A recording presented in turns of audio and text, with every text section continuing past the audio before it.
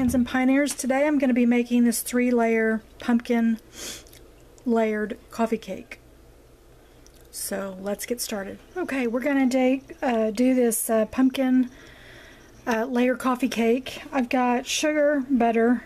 I'm going to leave the recipe and a link on my blog. It's potspansandpioneers.com, so you can print off the recipe. So I'm going to be going fairly quickly through this, and I've already kind of pre-measured it and have most of all the ingredients out, so I'm going to go ahead and throw this together.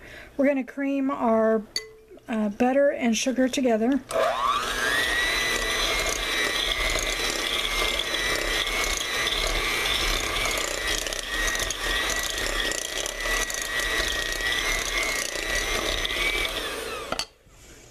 Okay, and I'm going to add salt, baking soda, and baking powder to this.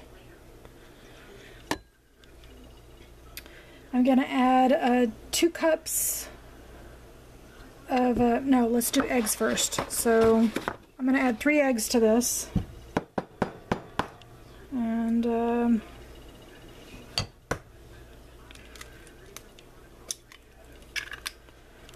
it's 3 eggs. Just cream all these together. This is going to be your first layer, your bottom layer of your coffee cake. Let's get all this cream together.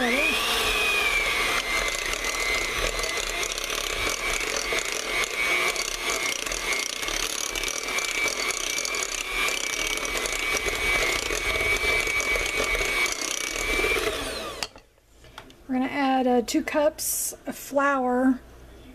And I'm doing in half cup measurements, so I'm going to do half a cup at a time. There's 1.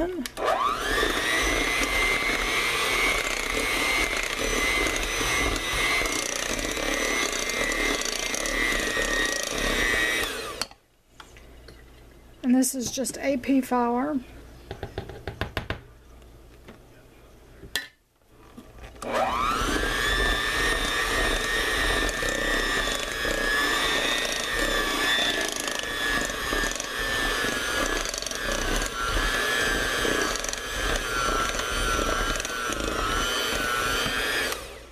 I'm going to add, between the cups of flour, I'm going to add a cup of sour cream, and I'm going to eyeball it, okay?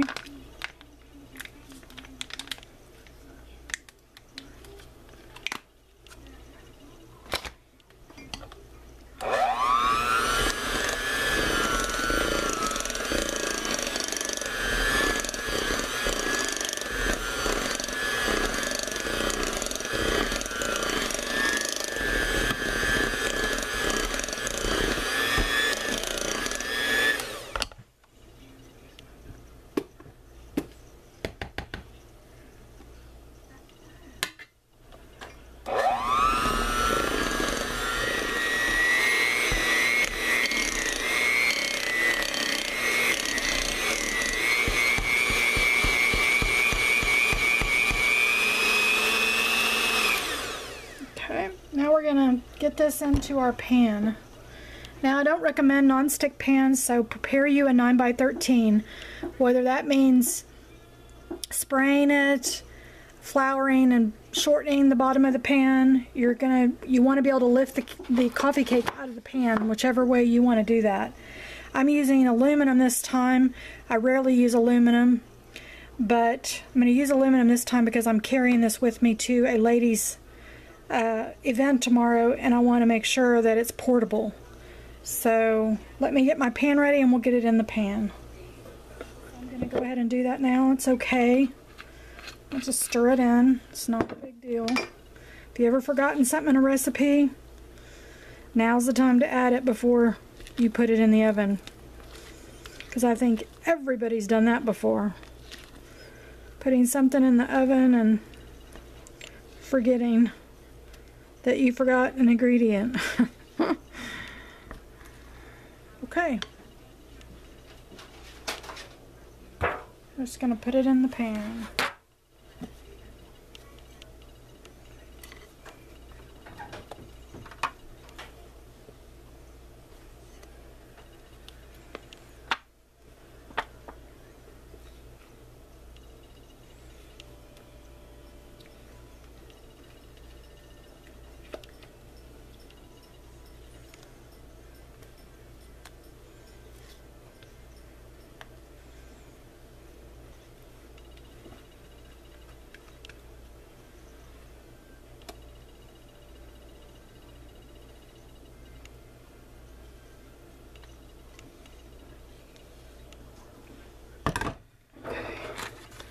So we're going to spread it out. It's going to be thick, so it shouldn't be really thin at all.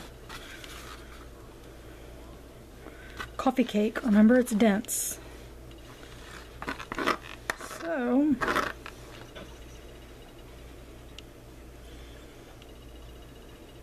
alright, our oven's heating to 325. And on this oven, I don't have a 325 setting, so I'm having to guess. So, alright.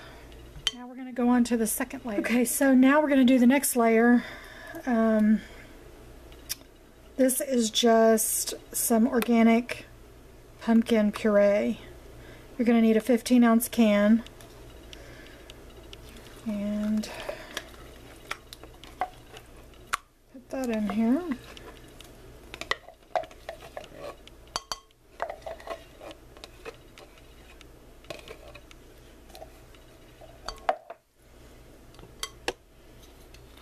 I'm going to do a little bit of vanilla.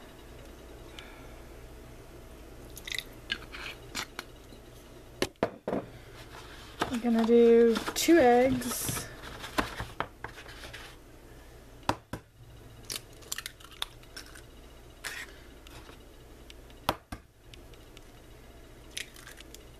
You don't have to mix as you go. I'm just going to put everything in here.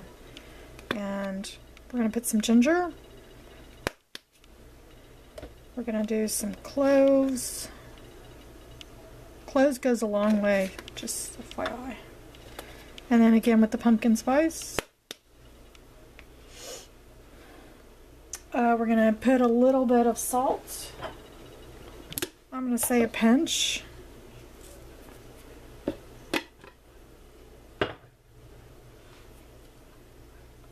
And then a half a cup of half and half.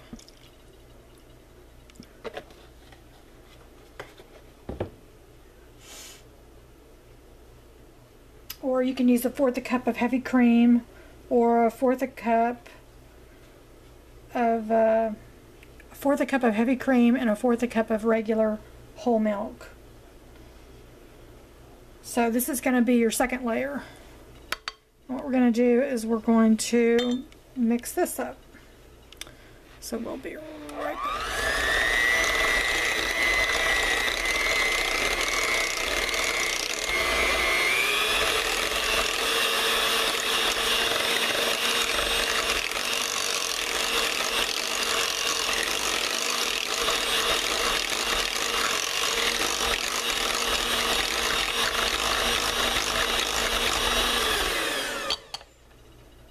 Add a little bit more pumpkin spice just because I can smell more pumpkin than spice, so it's just me.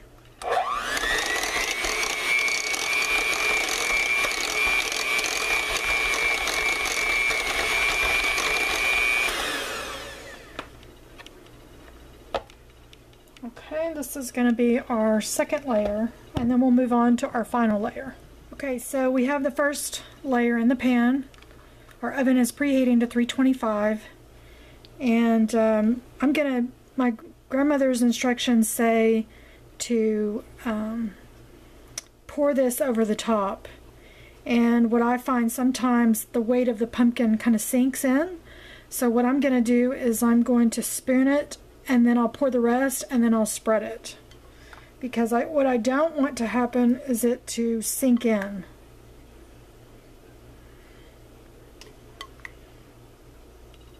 Because then you have big globs of pumpkin on your coffee cake. It really doesn't, I don't like the way it turns out, so we're going to do it this way.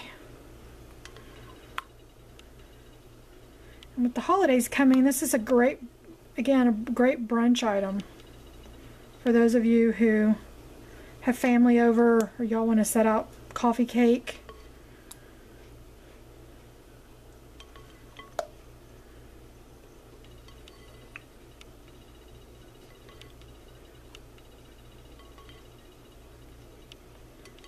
And I'm just spooning it on here, so.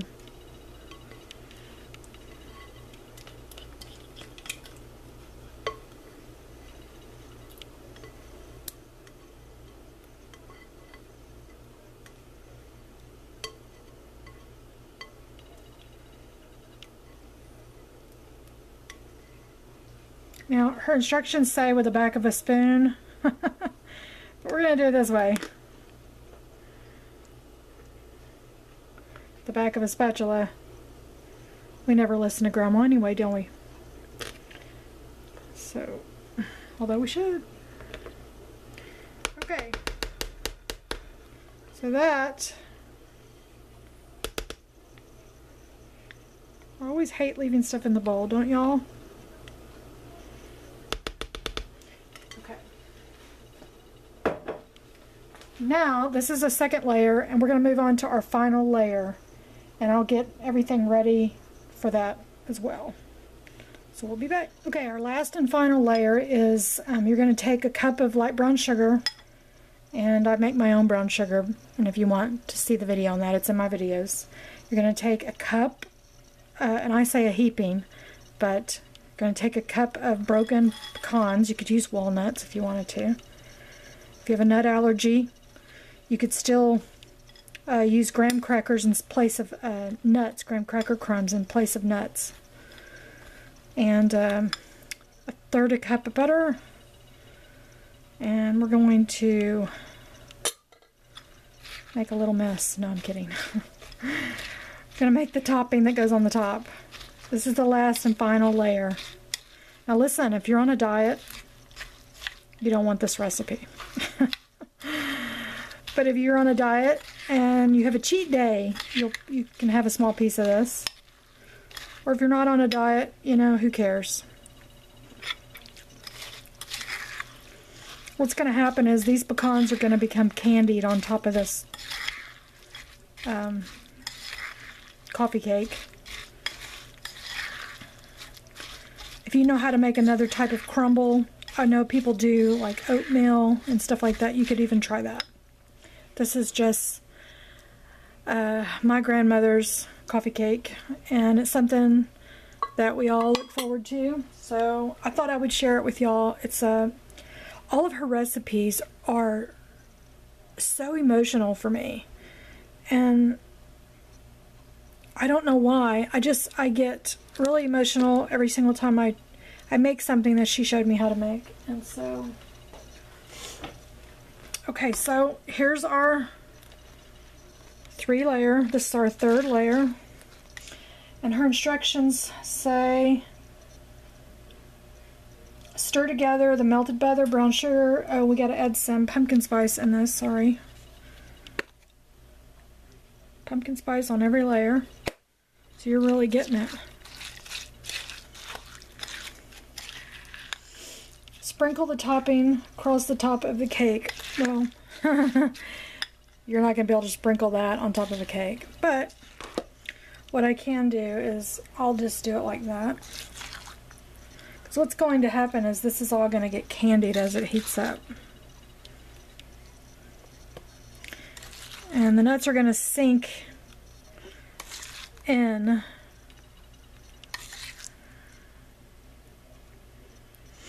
I love her recipes where she wrote, you know, a pinch of this and a pinch of that. You literally have to make the recipe several times to get all the measurements because she didn't measure anything. So the recipes that I'm sharing with y'all, a lot of them are just, I wrote down as she was doing it. I don't think there was ever a night that her and my grandfather sat down without biscuits on the table, so she never really measured even to make biscuits. She just did it. And one day I was like, I have to have this recipe, and she's like, well, I don't really have a recipe. I can just show you how to make it, and you can write it down. So that's what I did one summer. I was with her pretty much every summer on the farm, and we were busy from the time we got up in the morning till the time we went to bed. Animals, laundry, cooking, and she spoiled my grandfather with lots of food. But he lived to be 84 years old, so it ain't all bad. And she married him at 15, if you can believe that. 15, I can't imagine. Okay, so this is the 3rd layer. Now remember, we're baking this on a low heat, so it's going to take longer. Okay, so you want this to be a slow bake. 325 for about 50 minutes. I'm going to watch it. I'm going to open up the oven at 45 minutes. And we'll see, because I have a different oven than I had back at my other house, and this will be I'll have a new oven soon, and it'll be a different thing then, and I just kind of watch. So for those of you that leave me comments, what was the time and the temperature of the oven? 325-ish and 50 minutes-ish. And see, watch your oven, watch your food. Don't be married to the times or the temperatures, because ovens vary. So let's get it in the oven, and I'll come back once it's done. I've taken this out of the oven, and it's completely cool. I let it put it in the refrigerator overnight, and I've pulled it out this morning to get it to be room temperature, because you don't want to serve it ice cold. So I'm gonna leave it in this pan, but I'm gonna cut it into squares.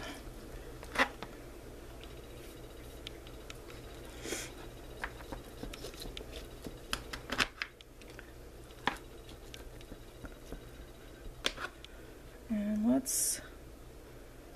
I'm going to take a little piece just so I can make sure it's okay.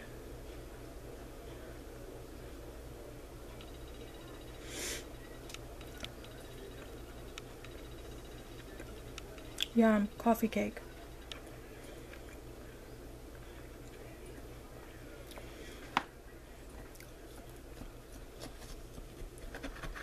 Okay, I hope you enjoyed this recipe. You can find it on potspansandpioneers.com, and I will leave a gluten-free version of it as well. Everybody have a great day, and I'll see you on the next video.